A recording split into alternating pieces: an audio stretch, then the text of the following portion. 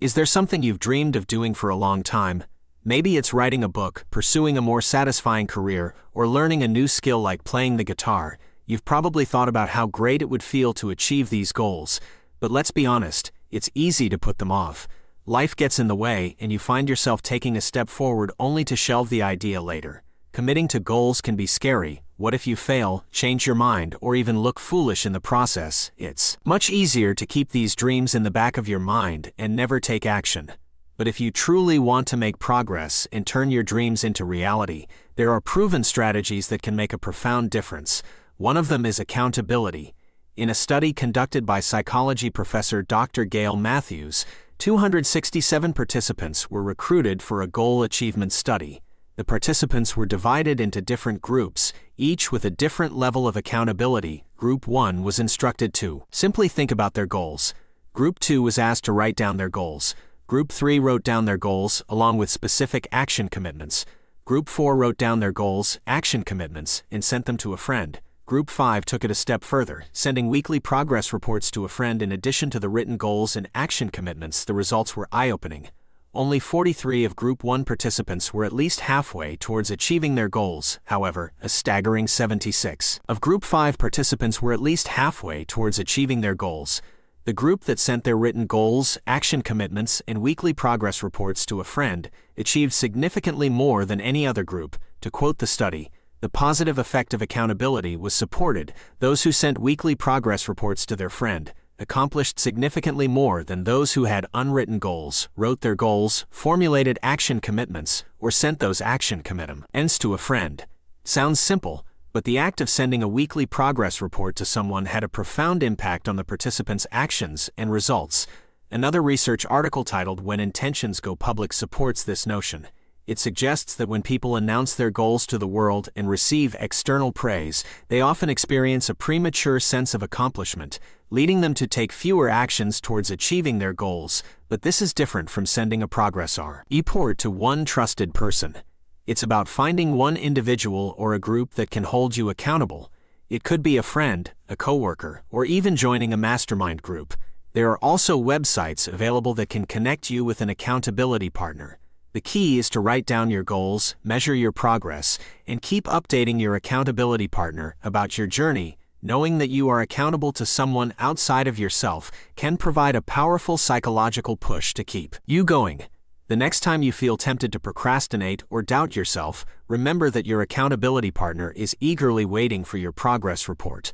That thought alone might be enough to get you over the hump and one step closer to making your dreams a reality. So what are you waiting for? Take action and find your accountability partner. Write down your goals, measure your progress, and keep them updated. You've got this. In the popular German time travel science fiction drama Dark on Netflix, characters constantly make decisions with massive consequences across multiple timelines. One quote from the show stands out to have time. How can you have time when it clearly has you? It highlights the idea that time controls us, but that doesn't mean we can't make our journey purposeful by utilizing our time effectively. Think back to a time when you made a decision you regretted. Chances are it was a rushed decision. The more we rush crucial choices, the more likely we are to make costly errors.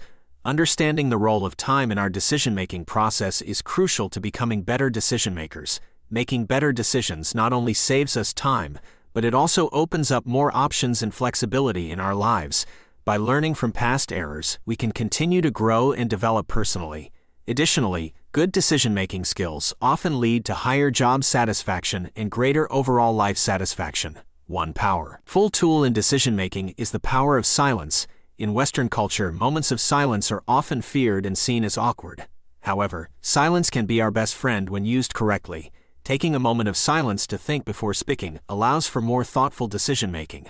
While there may be times when we need to make snap decisions, it's important to create post-decision space for reflection. Reflecting on our decisions helps us learn from our mistakes and evaluate why some decisions are more beneficial than others.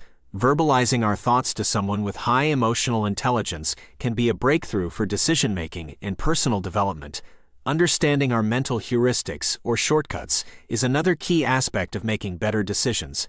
By recognizing our triggers and taking a step back to consider other possibilities, we can avoid cognitive biases and make more informed choices. We must also acknowledge what we don't know. we can only make the best decisions possible by identifying our weaknesses and actively seeking information and knowledge to address them. Knowing our values is crucial in decision-making. Our values serve as the foundation upon which all our decisions are based. By aligning our decisions with our values, we ensure that we are staying true to ourselves and our priorities. Ultimately, making better decisions is a skill that takes time and practice. It requires us to cooperate with time and be willing to notice and understand our flaws. If we can devote time to self-reflection and personal growth, we can become better decision-makers and allies of time. If you'd like to see the full illustration from this video, click the link provided. And if you're already subscribed to my free Art of Improvement email newsletter, the illustration is waiting for you in your inbox.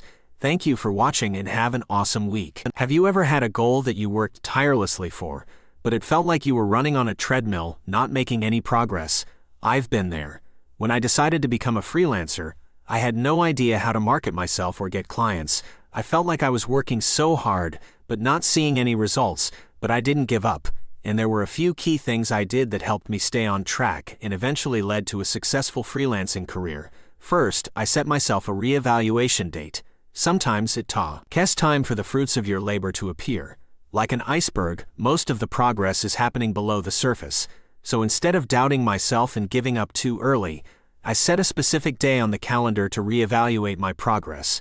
Until that day, I focused on learning and doing everything I could to improve. Next, I reframed setbacks and failures as learning experiences. Instead of beating myself up over every mistake, I saw them as opportunities to grow. Each failure taught me something valuable and pushed me closer to my goal. As Albert Einstein once said, "Failure is success in progress." I also learned to enjoy the journey. It's easy to get caught up in the end result and forget to have fun along the way. If you can find joy in the act of working towards your goals, you've already won half the battle.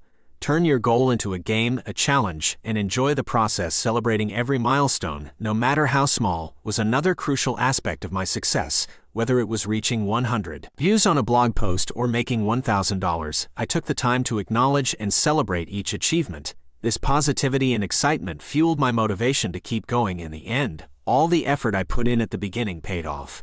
I attracted an amazing retainer client, which led to more clients and a snowball effect. The iceberg had fully formed, and there was so much more beneath the surface than I had initially realized. Consistency and time were key, so if you're feeling frustrated about your goal, remember that there may be progress happening beneath the surface. Keep learning, growing, and enjoying the journey. Results aren't everything, it's the process and the lessons learned that truly matter. As Tony Robbins said, "It's not what we do once in a while that shapes our lives, but what we do consistently." Keep going even when you don't see immediate results. Stay committed and trust that with time, the results will come. And remember, the most important thing is to keep learning and enjoying the journey. By improving their learning speed, some people achieve seemingly impossible feats. One student finished the MIT computer science curriculum in 1 year instead of 4. Another learned 9 languages while touring Europe. The crazy thing is, these superlearners are not born like this, they learn to learn faster. Just like any other skill. Yes, you can boost your learning speed. Finishing college in a year and speaking 9 languages are extreme cases, yet boosting your learning speed even by a little grants you huge long-term benefits. If you learn to learn faster, your career or business grows quicker than others, you outsmart your competitors, and even rank at the top of tournaments. So how can you learn faster? It has to do with a method called meta-learning. Let me explain. Here's the thing. Whatever you want to learn, don't just pick a course and dive straight into it. Most curricula, whether online or in school, aren't optimized for your personal needs. You must build a learning map. Hat helps you reach the outcome you want as fast as possible. This technique of building learning maps is known as meta-learning. Scott Young discusses meta-learning in his book Ultra-Learning. Many famous entrepreneurs, such as Elon Musk and Gabriel Weinberg, use it. To give you an example, imagine you must empty 100 water bottles as fast as you can. If you don't know the trick of fast discharge by swirling the bottle, you'll do what most people do, flip the bottle into the sink and squeeze it. A massive waste of time. Meta-learning is like the trick to empty a water bottle faster. It's all about the methods that can help you speed up your learning. Here's a 3-step strategy to build learning maps that will help you learn any topic super fast. Step 1. Know your type of motivation to learn. When you learn something new, your motivation is either internal or external. Internal motivation means you learn because you genuinely enjoy the topic, you have a passion for it. For example, you want to speak French because you love how it sounds. External motivation means you learn to achieve a specific outcome not related to the topic you want to learn. For example, you want to learn software writing or entrepreneurship to make a lot of money. Here's your first step: know which kind of motivation drives you to learn. Why? Because a topic has many sections, and most of them are irrelevant to your goal. Once you have a clear image of the outcome you want, focus your time and energy on the best actions and skip the trivial ones forever or later. Step 2. Build the structure before you start. Learning a skill is like navigating a building to look for a treasure. If you know the structure of a building better than anyone, you'll take the fastest route to get what you want inside that building. Here's your second step: learn the structure of the topic to speed up your understanding. To do so, create a table with 3 columns: concepts, facts, and procedures. Concepts are the things you need to understand the topic, the fundamental principles, theories, and formalisms. Facts are truthful things that you must know and remember about the topic, such as laws, techniques, or statements. Procedures are all the actions you must take to get better at the topic, increasing your skill level and practical knowledge. Find all possible concepts, facts, and procedures and write them down. Order the items from each column by the level of challenge and importance, giving an impact factor to each item. Gather the resources relevant to each concept, fact, and procedure. Once you finish, you'll have a good knowledge tree for the topic. You'll understand the obstacles you will face and the best ways to overcome them. It is important to view knowledge as a tree.